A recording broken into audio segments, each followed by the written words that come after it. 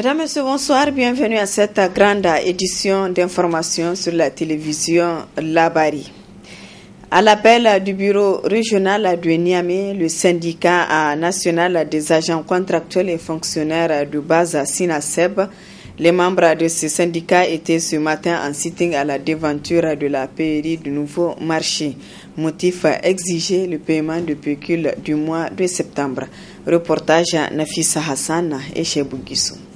Leur mécontentement à travers des slogans pour réaffirmer leur détermination à mener la lutte que les agents contractuels et fonctionnaires de l'enseignement de base section de Niamey ont élu domicile à la pairie du nouveau marché pour exiger le paiement des pécules de septembre et d'octobre 2017. L'information que nous avons aujourd'hui n'est pas du tout reluisante parce qu'on nous a appris que les états de paiement du mois de septembre même ne sont pas parvenus à la pairie, à plus forte raison parler du mois d'octobre. Donc c'est ce qui nous a amené à comprendre que le problème des pécules au niveau de la région de Niamey, ce n'est pas la pairie, mais c'est au niveau de la DREP. Il s'agit de la responsabilité du directeur régional et de son payeur. Nous avons été très choqués par le comportement du directeur régional de l'enseignement primaire de Niamey, qui, quand nous l'avons informé de notre intention, de notre vouloir de faire ce sitting-là, nous a tout simplement dit non, reporter ou annuler le sitting. La trésorière régionale de Niamey m'a dit qu'elle a déjà l'argent des contractuels et que d'ici, nous allons aller prendre l'argent et vous payer. Et à notre grande surprise, on vient à la pairie régionale de Niamey, on nous fait savoir que les États ne sont même pas arrivés à la pairie de Niamey.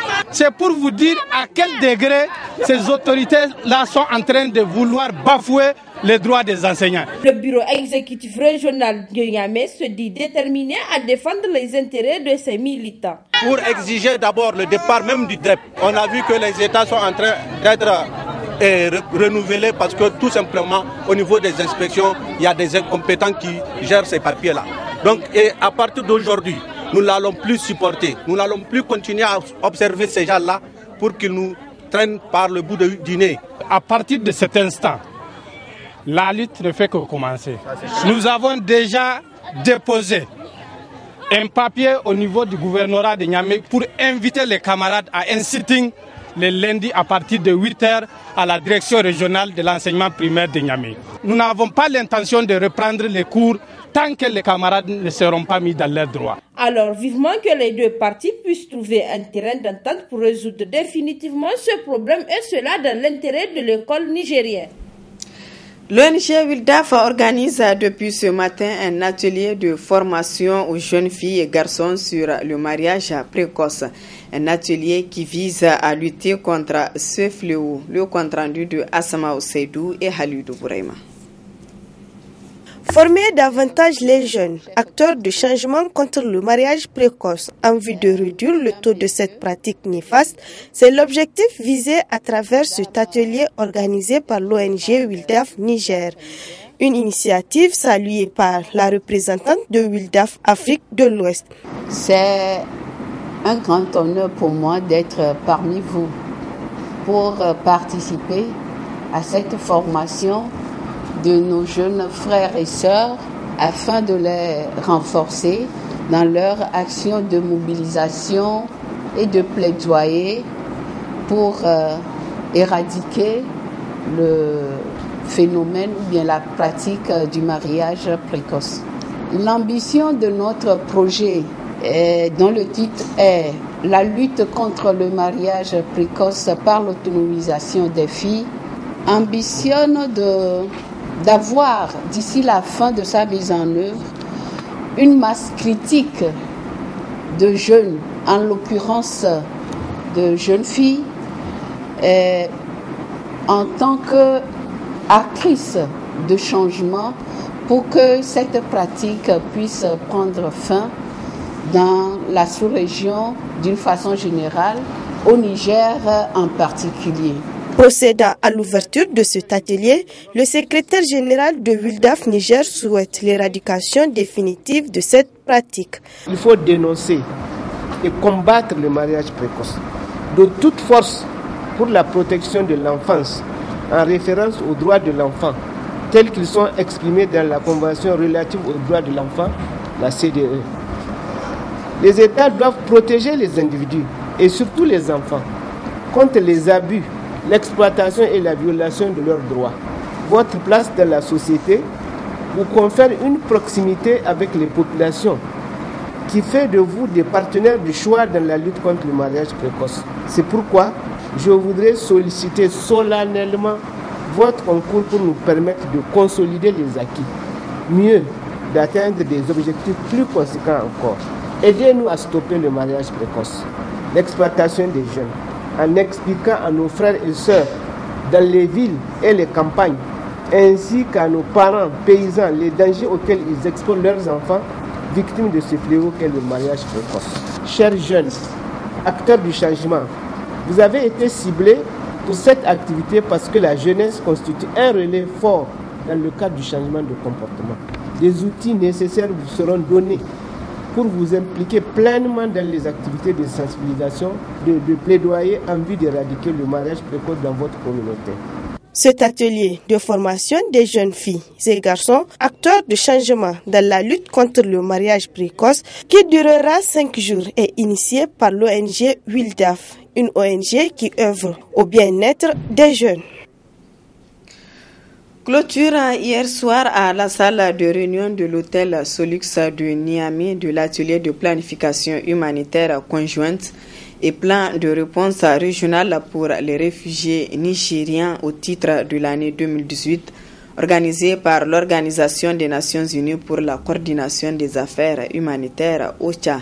C'est sur une note de satisfaction générale qu'a pris fin l'atelier. Le compte rendu de Nafisa Yahya et Sadoudoumi. C'est sur une note de satisfaction totale et les recommandations des participants qu'ont pris fin les travaux de l'atelier de l'Organisation des Nations Unies pour la coordination des affaires humanitaires OCHA sur la planification humanitaire conjointe et plan de réponse régionale pour les réfugiés nigériens au titre de l'année 2018. Relativement à la planification humanitaire en cours, il a rappelé la volonté du gouvernement d'aller vers un plan unique de réponse humanitaire 2018 et à ce sujet, un comité technique ad hoc gouvernement, acteurs humanitaires et PTF sera mis en place très prochainement.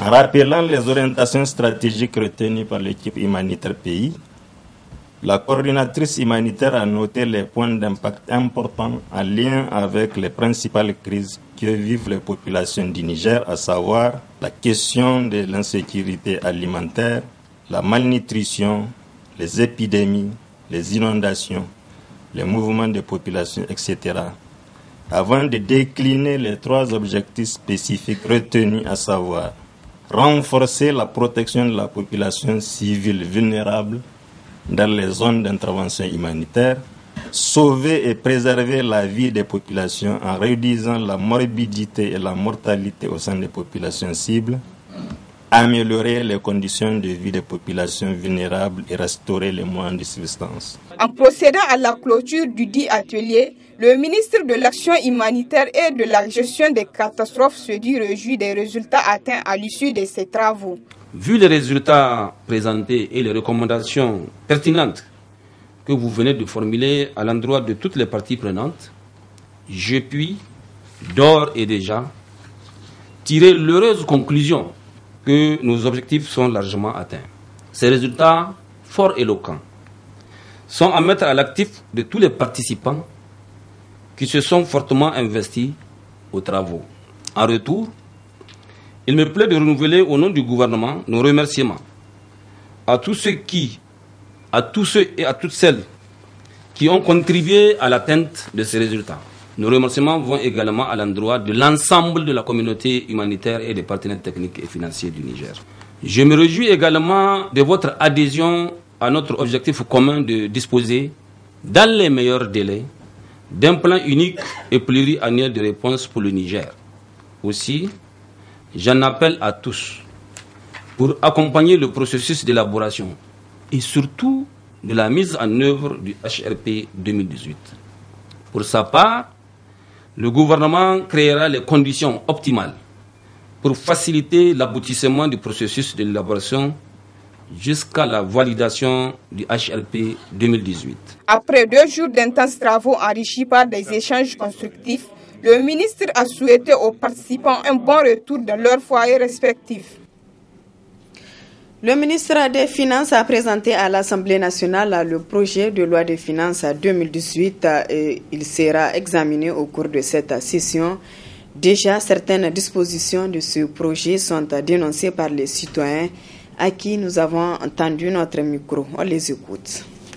Moi, je pense que la loi 2017, la loi des finances 2017 est une loi scélérate et c'est une loi qui n'a pas tenu compte des aspirations du peuple nigérien. C'est une loi qui n'a pas tenu compte de la situation actuelle dans laquelle végètent les citoyens nigériens aujourd'hui. Parce qu'on ne peut pas comprendre, au moment où les citoyens sont en train de végéter dans une paupérisation très, très, très grandissante, c'est à ce moment que le gouvernement va trouver l'occasion d'augmenter de nouvelles taxes à prélever sur les citoyens. Et on ne peut pas comprendre cette situation. C'est une situation de 2 poids, 2 mesures. Au lieu d'apporter des solutions aux différentes préoccupations des citoyens, l'État veut encore enfoncer davantage ses citoyens dans cette paupérisation. Nous ne pouvons pas accepter et c'est pourquoi nous allons interpeller d'abord l'Assemblée nationale à ne pas voter cette loi. C'est une loi qui est anti-populaire. Vu vraiment le contenu, je ne sais pas si vous avez connaissance même par rapport à la loi là, qui touche à l'héritage. Vous voyez, en tant qu'un pays musulman, les députés là, n'est-ce pas, normalement, ils ne devraient pas voter cette loi-là. Parce que vraiment, elle est anti-populaire. Vraiment, les gens sont dans des problèmes. Ça, vraiment, on n'a pas besoin de vous le dire. Aujourd'hui, à peine les gens arrivent à avoir, n'est-ce pas, les 3 repas quotidiens. Et maintenant, en dehors de ça, au lieu de soulager ce peuple-là, donc on amène d'autres lois pour encore engouffrer le peuple, n'est-ce pas, dans l'embarras. Vraiment, l'État n'a qu'à voir vraiment cette loi-là. Vraiment, on n'a qu'à faire tout pour nous enlever cette loi-là. Parce qu'elle est anti-populaire. L'appel que j'ai à leur lancer, vraiment, c'est de regarder Dieu et de regarder aussi les peuples. Parce que si jamais ils laissent passer, n'est-ce pas, cette loi-là, Inch'Allah, où l'histoire va les rattraper. Ce n'est pas une bonne chose. Je pense que c'est une loi, en tout cas, à combattre. Les citoyens doivent, en tout cas, combattre cette loi parce que, vu la paupérisation, en tout cas, du peuple, vu la précarité dans laquelle vit, en tout cas, le peuple nigérien, on n'a pas encore besoin d'autres charges supplémentaires. Moi, je ne pense pas si ce gouvernement se soucie, en tout cas, du quotidien du peuple nigérien. Au moment où, aujourd'hui, partout, on crie Taïtaouri et puis on amène, on parachute une loi qui, en tout cas, va encore alourdir, n'est-ce pas, le pouvoir d'achat des citoyens. C'est contraire même au principe parce que le Niger, c'est une république socialiste et nous sommes dirigés par des socialistes. Et je ne pense pas que les socialistes aussi puissent, en tout cas, être aussi sévères par rapport, en tout cas, à la vie des Nigériens qu'à ce point. On doit dénoncer, on doit boycotter, on doit interpeller les élus qui sont les députés de ne pas voter la loi de finances 2018. Parce qu'ils sont là au nom du peuple. Donc ils doivent réagir au nom du peuple pour défendre le citoyen lambda qui est impuissant. On les avait élus au niveau de l'Assemblée pour défendre la population en tant que telle. Tout le monde a vu, tout le monde a entendu ce qui se trouve dans la loi de finances 2018, des nouveaux impôts. Vraiment, nous, on ne peut pas accepter en tant que citoyen lambda. Ce mois d'octobre est consacré aux campagnes de sensibilisation sur le dépistage du cancer, un procédé qui permet de détecter la maladie à temps et éviter le pire à la personne. Le reportage est de Nafissa Hassan. Octobre rose, un mois d'initiative contre le cancer du sein, le 2e cancer féminin au monde et le premier au Niger. Cette maladie qui prend de plus en plus de l'ampleur se présente comme suit. Le cancer du sein, c'est le premier cancer. Au Niger, c'est le premier cancer de la femme. Et maintenant, quand on regarde toute l'Afrique, le Niger fait partie d'une des zones rouges en ce qui concerne le cancer du sein.